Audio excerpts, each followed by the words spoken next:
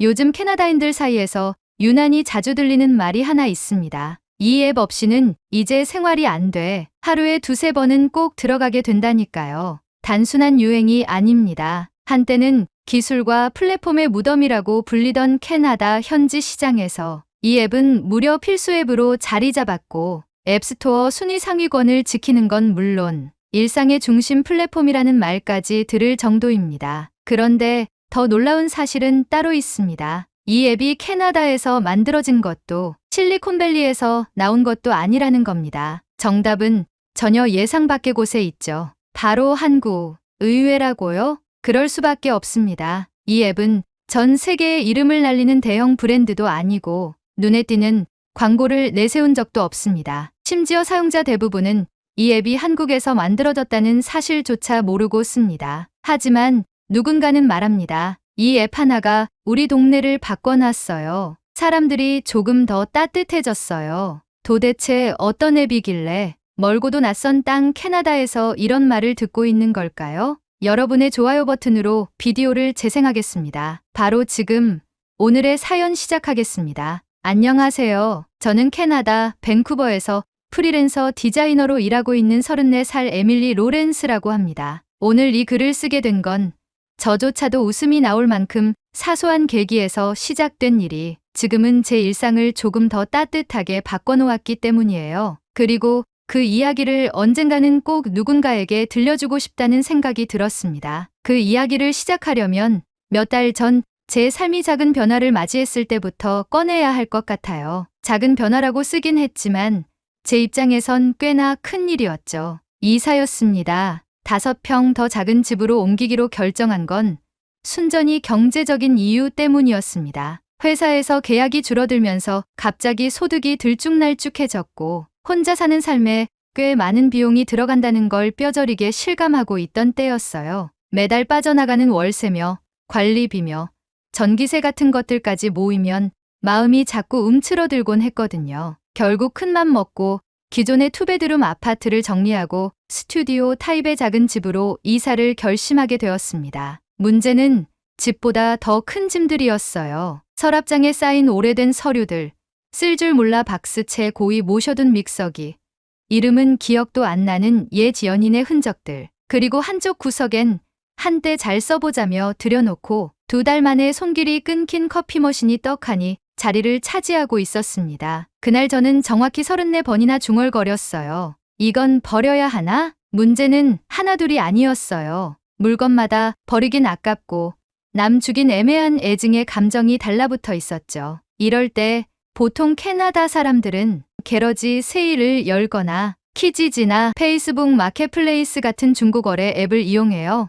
저도 예전에 시도해본 적이 있었지만 솔직히 마음이 편하진 않았습니다. 기억나는 게 있어요. 예전에 의자 하나를 팔았는데 지금 가지러 간다던 사람이 12시간 동안 나타나지 않았거든요. 결국 제 방에선 의자 대신 짜증이 자리 잡았죠. 그 이후로 저는 중고거래에 대한 약간의 트라우마가 생겼고 괜히 사람들 만나느니 그냥 버리는 쪽을 택했어요. 저처럼 귀찮음에 진심인 사람한테는 중고거래란 그야말로 체력전이자 감정노동이었거든요. 그러던 그날 짐 정리를 도와주던 친구 메건이 이런 말을 꺼냈습니다. 요즘 우리 동네에선 캐로 쓰더라. 당근처럼 생긴 아이콘인데 동네 사람들끼리 거래하는 거야. 편하고 괜찮더라. 캐롯이라고 그 이름을 듣자마자 저는 진심으로 이렇게 생각했어요. 건강식 앱인가?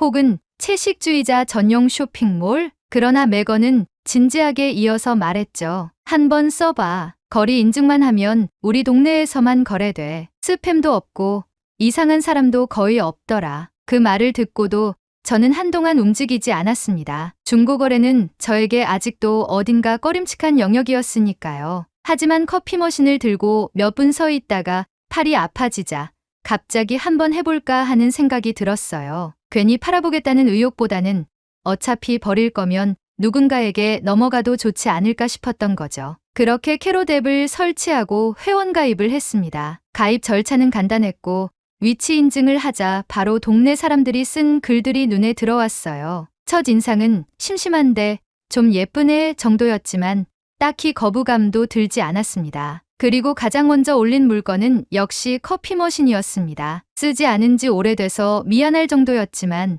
작동은 잘 됐고 사진도 최대한 곱게 찍어서 올렸습니다. 가격은 아주 낮게 거의 무료에 가깝게 설정해두고 말이죠. 그런데요. 정말 놀라운 일이 벌어졌습니다. 등록한 지 10분도 채 지나지 않아 메시지가 도착했거든요. 남편이 커피 머신을 정말 좋아해요. 커피 마시러 가도 될까요? 정말로요. 그 문장을 처음 읽었을 땐 심장이 철렁했습니다. 잠깐만요. 지금 이건 기계를 얘기하는 거죠? 사람이 아니라 커피를 마시러 오겠다는 건가요? 우리 집으로 거래 앱을 처음 써보는 저로서는 상상조차 못했던 친밀한 표현이었고 너무 갑작스러운 반응에 잠시 머릿속이 하얘졌습니다. 혹시 앱 사용을 잘못한 건가? 아님 제가 뭔가 이상하게 써놨나 싶어 글을 다시 확인했을 정도였어요. 다행히 그건 단순한 표현이었고 메시지를 주고받으면서 아주 상냥한 이웃이란 걸 알게 되었습니다. 그리고 다음 날 우리는 동네 카페 앞에서 만났고 그분은 환하게 웃으며 커피 머신을 들고 갔습니다. 제가 잘 쓰시길 바란다고 하자 그분은 이렇게 말했어요. 이걸로 남편이 좋아하는 라떼를 만들 수 있겠어요. 감사합니다. 그리고 잠시 후 제 프로필에 첫 리뷰가 달렸습니다. 친절하고 따뜻한 거래였습니다. 그날 밤 저는 앱을 켜놓은 채 멍하니 화면을 보고 있었습니다. 단지 커피 머신 하나를 내놓았을 뿐인데 이상하게도 마음이 꽤 따뜻해졌거든요. 어쩌면 그날 제가 커피 머신 대신 내놓은 건 혼자 지내던 나날 속 작지만 간절했던 연결이었을지도 모르겠습니다. 커피 머신을 내놓았던 그날 이후로 저는 이상하게도 캐롯 앱을 계속 열어보게 되었습니다. 처음엔 이 앱이 어떻게 작동하는지 궁금해서라고 스스로를 설득했지만 사실은 그게 아니었습니다.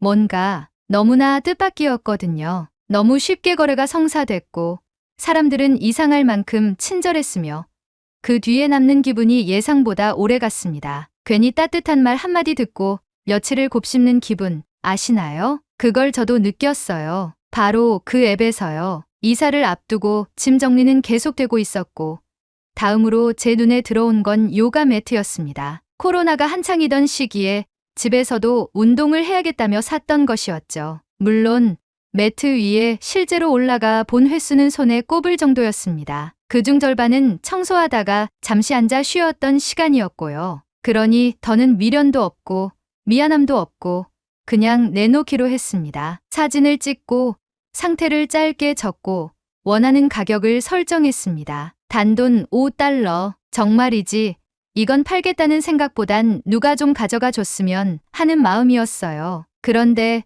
또 놀라운 일이 벌어졌습니다. 이번엔 20살쯤 되어 보이는 대학생이 연락을 주었고 메시지에는 이렇게 적혀 있었어요. 혹시 매트 아직 있나요?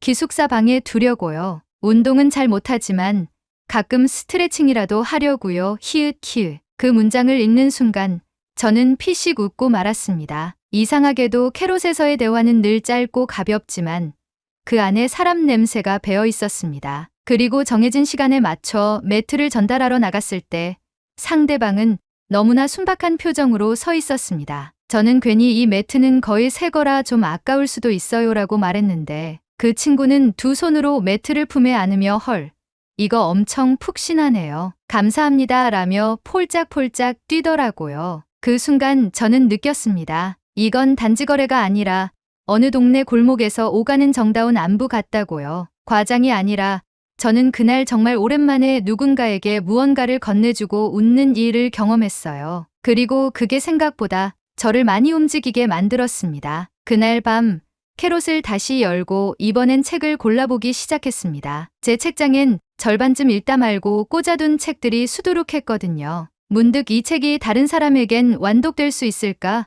하는 생각이 들었고 그렇게 해서 한 권, 두 권, 세 권 총 5권의 책을 사진으로 찍어 올렸습니다. 각각 상태도 다르고 제 감정도 조금씩 달랐지만 설명은 최대한 간단하게 썼습니다. 중간쯤 밑줄 몇 줄 있어요. 그래도 내용은 멀쩡해요. 놀랍게도 그 책들도 며칠 안 돼서 다 팔렸습니다. 심지어 한 권을 사러 온 사람은 아이를 데리고 왔는데 아이를 달래며 이 작가 좋아하시나 봐요? 라고 말을 건네더라고요. 그 짧은 순간 저는 책 얘기를 주고받는 사람으로 돌아갔고 세계 첫 문장을 떠올리며 미소 지었습니다. 그리고 그렇게 작은 거래들이 하나씩 쌓이면서 캐롯 앱에서 제 캐롯 스코어도 올라가기 시작했습니다. 그게 뭔가 하고 눌러봤더니 신속한 응답, 정중한 태도, 친절한 말투 같은 기준들이 정리되어 있었고 제가 지금까지 받은 평가들이 수치로 표시돼 있더라고요. 내가 거래를 잘하고 있었나? 사람들에게 괜찮은 인상을 줬나? 그 점수를 보며 묘하게 흐뭇해졌습니다. 이건 마치 내가 이웃으로서 잘 살고 있다는 증명처럼 느껴졌어요. 평소엔 누군가에게 인정받을 일도 잘하고 있어요 같은 말을 들을 일도 잘 없었는데 이 앱 안에서는 그런 작고 소중한 피드백이 자연스럽게 주어졌습니다. 물론 모든 거래가 완벽하게 매끄러운 건 아니었습니다. 한 번은 테이블을 사겠다는 사람이 약속 시간보다 20분이나 늦어서 역시 중고거래는 쉽지 않네 하고 속으로 투덜거렸는데 도착한 상대방은 다리를 저는 상태로 서 있었어요. 아무 말 없이 미안한 눈빛만 가득 담아 죄송해요. 조금 늦었죠 라고 말하는데 그 순간 저는 말문이 막히고 말았습니다. 나 혼자 짜증내고 있었구나 싶은 후회와 함께 그날 이후 저는 거래 시간에 조금 더 여유를 두게 되었어요. 이런 일들이 반복되면서 저는 점점 이 앱에 익숙해졌고 어느 순간부턴 거래 목적보다 사람들 소식을 보려고 앱을 여는 일이 많아졌습니다. 누군가는 직접 만든 쿠키를 나눠주고 누군가는 이사 가는 날 냉장고 안에 있던 남은 식재료를 나눔하고 어떤 날은 유기동물을 위한 임시 보호처를 찾는 글이 올라오기도 했습니다. 그 모든 일들이 화면 안에서만 벌어지는 일 같지 않았고 실제로도 제 바로 옆, 제 거리의 어딘가에서 일어나는 일이라는 생각이 들었어요. 그것만으로도 어쩐지 혼자가 아니라는 기분이 들었고요. 캐롯 앱을 켜는 일이 저에게는 일상이 되었습니다. 하루에도 몇 번씩 습관처럼 화면을 들여다보게 되었고 거래가 없더라도 커뮤니티 피드에 올라오는 동네 소식을 읽거나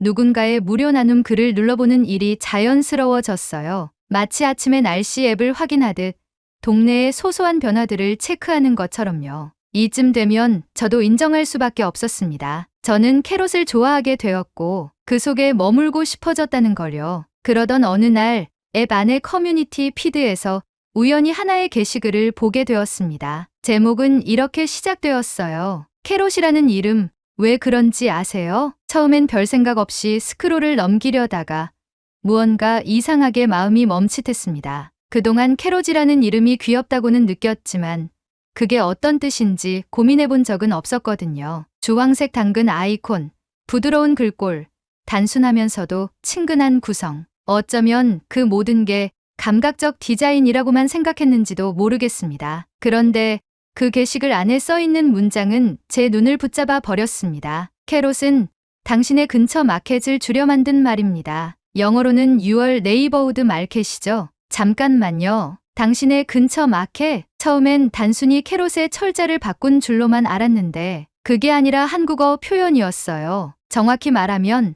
한국어로 당신당과 근처근을 줄인 당근. 그걸 영어식 철자에 맞춰 캐롯으로 표기한 거였죠. 순간 머릿속이 얼어붙었습니다. 이게 그냥 귀여운 이름이 아니라 언어 그 자체가 철학이었구나. 당신의 근처, 그 말 안엔 단지 위치 정보 이상의 의미가 담겨 있었어요. 이 앱은 처음부터 물건을 사고 파는 기술이 아니라 사람과 사람 사이의 거리를 좁히는 감정 설계였던 겁니다. 그걸 알게 된 순간 이 앱에서 제가 느꼈던 모든 따뜻함이 다시 머릿속을 스쳐 지나갔습니다. 그동안은 왜 이 앱만은 다를까? 왜 이 앱에서의 거래는 이렇게 사람 냄새가 날까?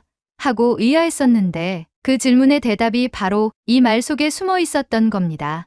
캐롯, 그 단어 하나에 사람을 향한 시선이 담겨 있었어요. 이웃을 향한 호기심, 낯선 사람에 대한 배려, 거래를 넘어선 교감, 그리고 디지털 세상 속에서 잃어버린 관계의 복원. 그건 단순한 말장난이 아니었습니다. 언어적 구조 안에 철학이 들어있는 이름. 그걸 알고 나니 정말 숨이 턱 막혔습니다. 저는 원래 단어를 사랑하는 사람이에요. 디자인 작업을 할 때에도 폰트나 문장 구조에 민감한 편이죠. 그런데 이처럼 단순한 철자 조합 하나가 이토록 복잡하고 정교한 감정 설계를 품고 있다는 사실은 정말 놀랍고 감탄스러웠습니다. 이 이름이 한국에서 시작됐다는 것도 저에겐 그 자체로 하나의 감동이었어요. 솔직히 말해서 제가 한국에 대해 갖고 있던 이미지는 매우 단편적이었습니다. 김치, BTS, K-드라마, 스마트폰, 그런 것들이 전부였죠. 하지만 지금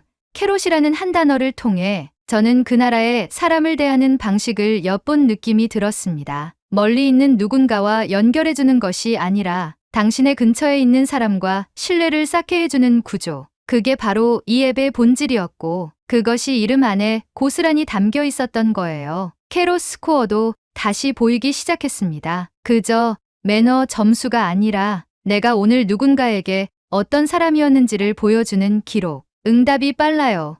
친절했어요. 거래가 즐거웠어요. 이 짧은 문장들이 이제는 가볍게 보이지 않았습니다. 그건 하루하루 살아가는 사람들 사이에서 괜찮았어요. 고마웠어요. 덕분이었어요 라는 말의 다른 표현이었던 거죠. 그제야 저는 깨달았습니다. 내가 왜 이 앱에 끌렸는지, 왜 이 작은 플랫폼이 자꾸 내 마음을 건드리는지. 처음엔 단지 중고 물건을 거래하기 위해 설치했던 앱이었어요. 하지만 어느새 저는 그 안에서 사람을 만나고 작은 진심을 나누고 이유지라는 단어를 다시 생각하고 있었던 겁니다. 그리고 이 모든 게 한국이라는 나라의 철학 위에서 만들어졌다는 사실은 저에게 정말 깊은 감동이었습니다. 그날 밤 저는 핸드폰을 내려놓지 못하고 캐롯의 로고를 한참 바라보았습니다. 그 주황색 당근 속에 정말로 당신의 근처가 담겨 있었던 거예요. 이사를 마치고 난 뒤 저는 생각보다 빠르게 새 집에 적응해 갔습니다. 예전보다 훨씬 작아진 공간이었지만 오히려 마음은 훨씬 가벼워졌어요. 버릴까 말까 망설이던 짐들을 손에서 놓고 나니 그 자리에 여유와 숨 쉴 틈이 들어오기 시작했습니다. 그런데 이상한 건 정리해야 할 물건이 다 정리된 이후에도 저는 여전히 캐롯 앱을 켜고 있더라는 거예요. 그건 단지 중고거래를 위한 앱이 아니게 되어버렸다는 걸 저 자신이 제일 먼저 눈치채고 있었던 거죠. 요즘 제 일상은 이런 식으로 흘러갑니다. 아침에 일어나면 날씨 앱을 확인하고 그 다음엔 캐롯 커뮤니티 피드를 엽니다. 누가 오늘 어떤 나눔을 했는지, 누가 분실물을 찾고 있는지, 어떤 사람이 화분을 무료로 나눈다거나 이삿짐을 싸면서 냉장고 정리를 한다는 글을 올렸는지를 살펴보는 거죠. 그렇게 시작된 하루는 왠지 모르게 마음이 느슨해진 상태로 흘러갑니다. 카페에 앉아 노트북을 켜기 전에도 저는 한 번쯤 캐롯을 열어 누가 무슨 얘기를 하고 있는지 확인하곤 해요. 이 앱이 없던 시절에는 저는 제 동네에 누가 살고 있는지조차 몰랐습니다. 대체로 사람들과의 관계는 필요한 만큼만 유지하는 것이 도시의 예의라고 여겨왔고 모르는 사람에게 말을 건다는 건 위험하거나 번거로운 일이라는 인식도 있었죠. 하지만 이 앱을 통해 사람들을 만나고 거래를 하면서 짧은 인사를 나누고 그들의 리뷰를 받고 다시 누군가의 게시글에 공감 버튼을 누르며 저는 어느 순간 이 동네에 뿌리를 내리고 있다는 느낌을 받기 시작했습니다. 이전에 저라면 커피 머신을 나눴다, 책 5권을 팔았다, 요가 매트를 넘겼다는 말이 그저 물건의 이동을 의미했다고 생각했을 겁니다. 하지만 지금의 저는 말할 수 있습니다. 그건 단지 물건의 이동이 아니었다고요. 그건 인간의 온도가 오가는 과정이었고 사람과 사람이 서로의 일상 안으로 한 발짝씩 들어가는 방식이었어요. 그중 가장 기억에 남는 건 제가 내놓은 책을 사간 한 여성이 며칠 뒤 메시지를 보내왔을 때였습니다. 안녕하세요. 전에 그 책 사갔던 사람이에요. 덕분에 요즘 퇴근하고 책 읽는 재미에 푹 빠졌어요. 작가 이름 처음 알았는데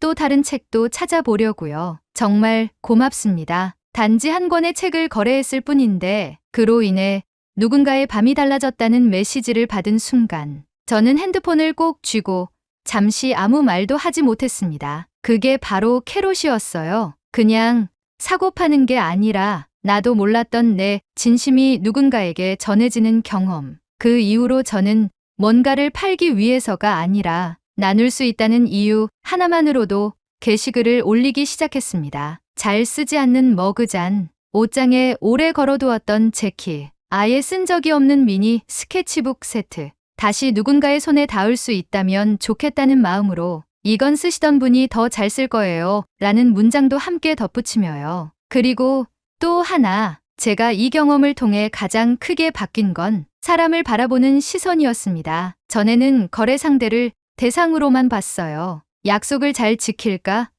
돈은 잘 줄까?